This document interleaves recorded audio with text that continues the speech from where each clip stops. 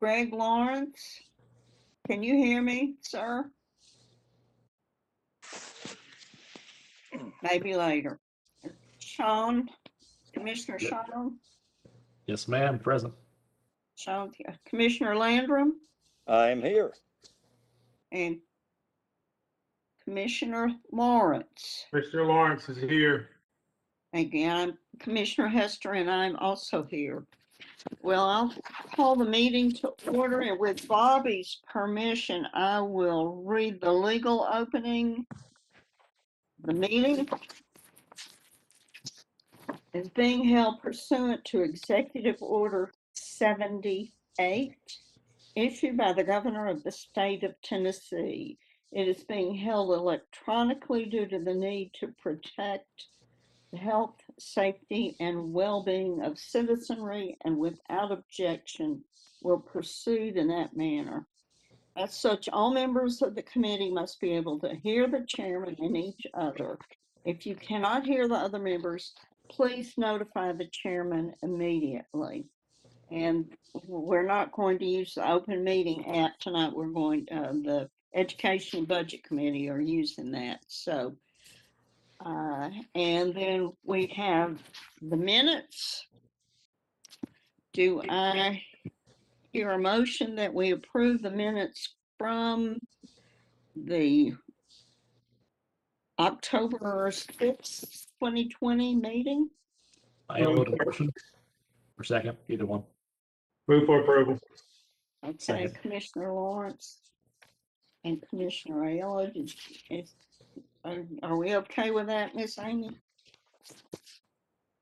And Who motioned? Sorry. okay, well, Commissioner Lawrence made the motion, Okay. and Commissioner Aiello seconded it. Yeah, Betsy, you said October. It's actually 3/2, March 2nd. Okay. Thank you, Greg. Okay, on the paper I have in front of me, it said October, but we'll look at that in depth a little bit later, Amy, if that's all right. I've got, Commissioner Hester, yes, sir. you will need to take roll call vote to approve the minutes. Yes, sir. Amy, can we double check on the date of the last meeting? I've got, was it March 2nd, 2021? I want to say it was Yes. March because it was just Okay, well, let's have a roll call vote on the minutes. Commissioner Aiello, Aiello, yes. Commissioner Lawrence, Lawrence, yes. Commissioner Landrum, Landrum, yes. and Commissioner Hester, yes. So we can move on then with your permission to the proposed budget detail. And it starts off with 101 in the general funds, 5, 6, 700 parks and fair boards. Gordon, can you take us through this? Shall we do it page by page? Commissioner Hester, we can do it however you would like. If we can go through it that way. I would prefer to start off just by saying that asking the questions, has everybody had a chance to review the budget? Yes. Yes. And so with that question being answered, let me just draw your attention to the back page and to show you that when you look at the numbers, you'll see that let me get it back up here again.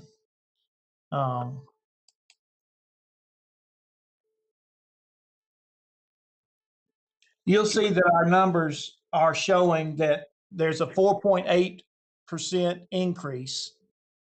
The 8% And of course, we aren't supposed to have any operating increases. And so there is an 8% increase in operating. 0.5 of that percent is basically related to bringing some new amenities online, a new gymnasium, splash pad, and in Brentwood, and also a mountain bike park in the Hillsboro Leapers Fork area. And then the 4% is an increase due to the proposed salary increases. So we stayed in line with the budget guidelines of zero operating increases, with the exception of having to make some slight adjustments just because we did have to pick up some expense due to operating these additional facilities. So with that being said, I'll be glad at this point to make things go a little quicker to just address any particular questions that anybody has, or I would be glad to go through it page by page. Well, let's address the questions. Do any commissioners have a question? Yes, Ms. Chairman, I have a couple of questions. Gordon, thank you for sending us this. So it looks like the total increase you're asking for is about $350,000 over last year, correct?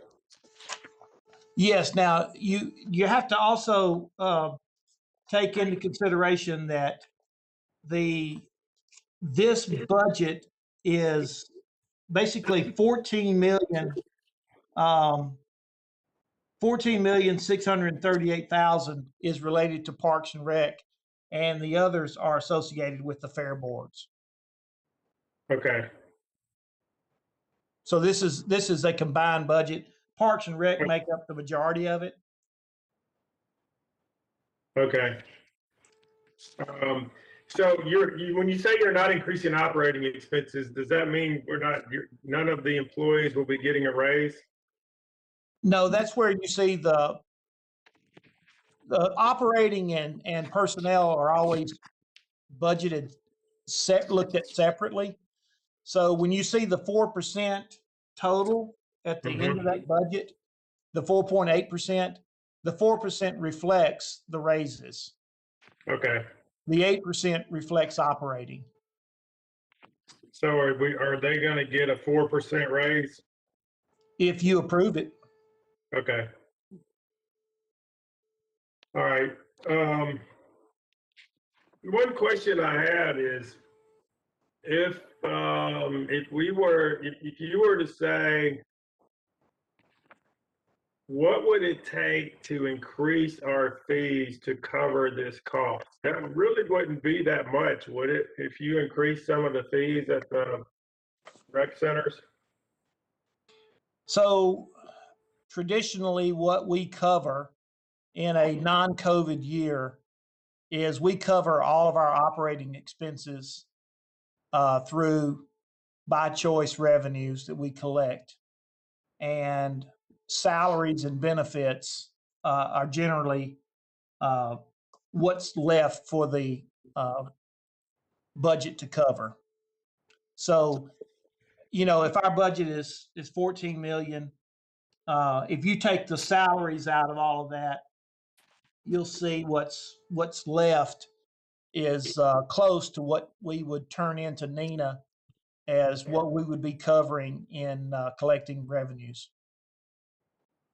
So if you backed out salaries, the revenues that we collect in a non-COVID year generally cover operating expenses.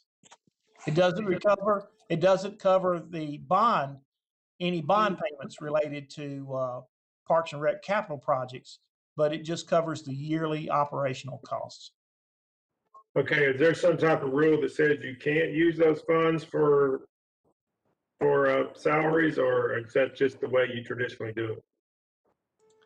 I don't know anything that's directly related to, rules or regulations. Bobby may have a little bit more insight as to what Tennessee code allows. And also bonding repayment has some bearing on how revenues can be appropriated and what they can be appropriated for. But just in general, Commissioner Lawrence, everything that we've ever collected in the way of revenues generally gets put into the county general fund. Okay. Bobby, do you know of anything that would preclude those fees to be used for salaries? Commissioner, that's something I'll have to look into. As Gordon Okay. said, bond money is used. There are certain restrictions on the use of the money that comes in. Okay. There's also restrictions on, general restrictions on fees, and that the fees got to be related to the cost. So whatever that cost, that permissible cost is, that fee's got to be generally related to that cost to the county. Okay. But it specifically concerning the salaries, that's something I'll have to look into, Commissioner. Okay. All right, that's all my questions. Thank you. You're welcome. And I have a question on please, Gordon, the background checks for potential employees, that appears to have gone up 28.6%. Can you help me understand that, please, sir? Yes, ma'am. The reason that has gone up is twofold. One, the cost for getting the background check done has increased a little bit. And then number two, we have picked up additional background request assistance from a lot of the rec associations. We have a very strong policy where we want to, as much as we possibly can, have background checks conducted on coaches and people that are associated closely with youth sports.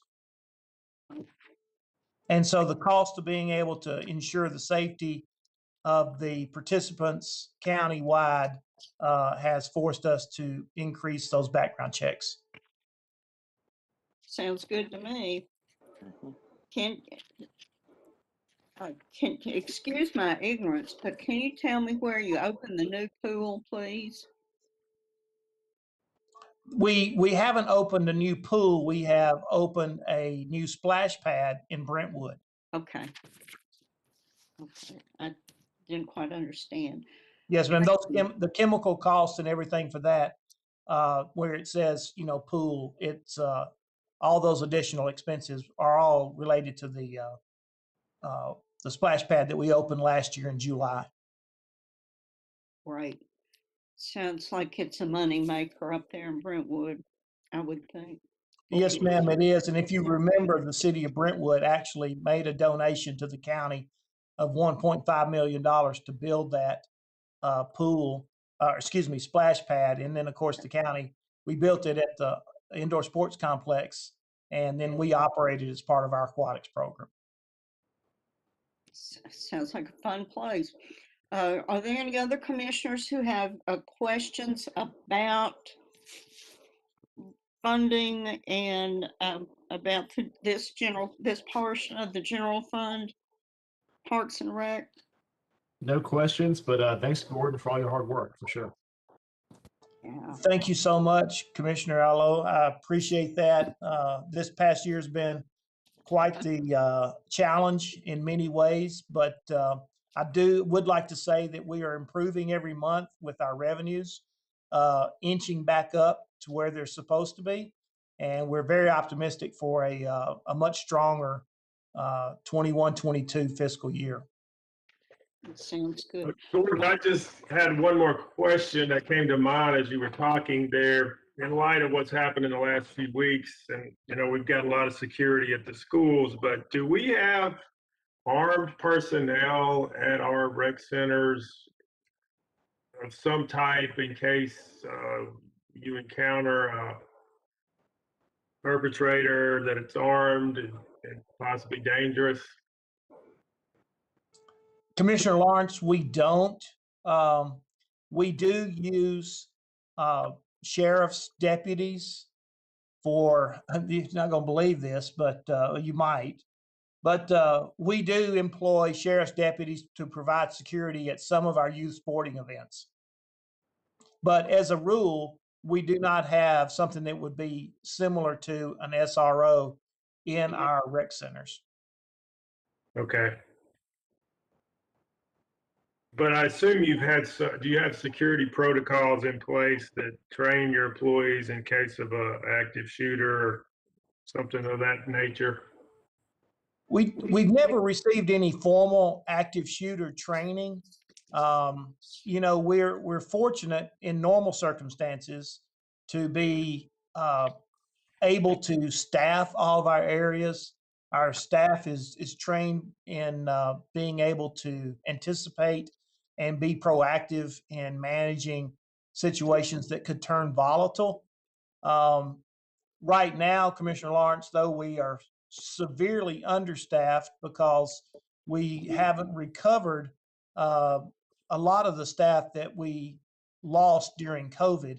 It's more lucrative for them to stay at home than it is to come back to work.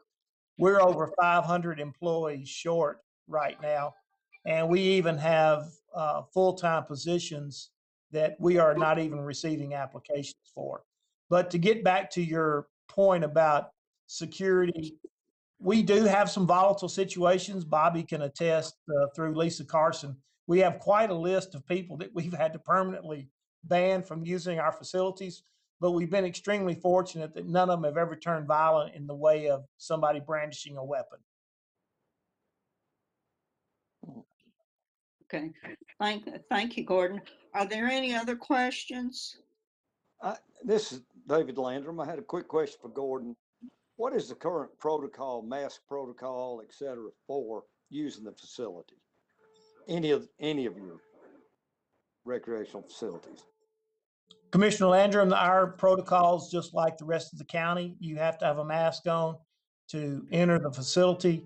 We still are doing safety health question checks before someone enters the building, and we're also still taking temperatures before someone enters the building. Once they get in the building, they can remove the mask if they are engaged in a recreational activity that could possibly result in them having difficulty breathing if they had a mask on. So any kind of rigorous physical activity, we allow people to take the mask off at that time. No, thank you. That's the question I was asked, how y'all did that. So thank you. You're welcome. Oh, okay, any other questions? All right, are we ready to vote? The Department Parks and Rec proposed total budget for 2022 is $15,256,985, which reflects a 4.8% increase. And we'll vote maybe in alphabetical order. Commissioner Aiello? Aiello, yes. Do we need a motion first, Bobby? Oh, Do, sorry. you'll need a motion and a second. Sorry, Bobby. I'll Move for approval. second. David Landrum. Okay, Commissioner Landrum, the second. And I didn't get the motion. Amy, Commissioner Lawrence. Did you get the motion, Hunt? Commissioner Lawrence. Thank you. Yes. Okay, well, Sean, let's vote again then. You know, I put a lot of thought into this, and still yes. Thank you very much. Okay. Okay. Commissioner Lawrence, Lawrence, yes. thank you. Commissioner Landrum Landrum, yes. and Commissioner Hester, yes. So if there are, do I hear a motion that we adjourn? Motion to adjourn. So Commissioner Landrum moves to adjourn. And it looks like Commissioner Greg Lawrence is seconding that motion. So we stand adjourned. Good job, Miss. Good job, everyone. Thank you. Good job, Amy. Thanks. Everybody have a great evening. Thank too, you all Bobby. so much for your support. I appreciate it. Thank you. Thanks, Board. Thank, Done. thank you, Bobby. Thank you, Lance.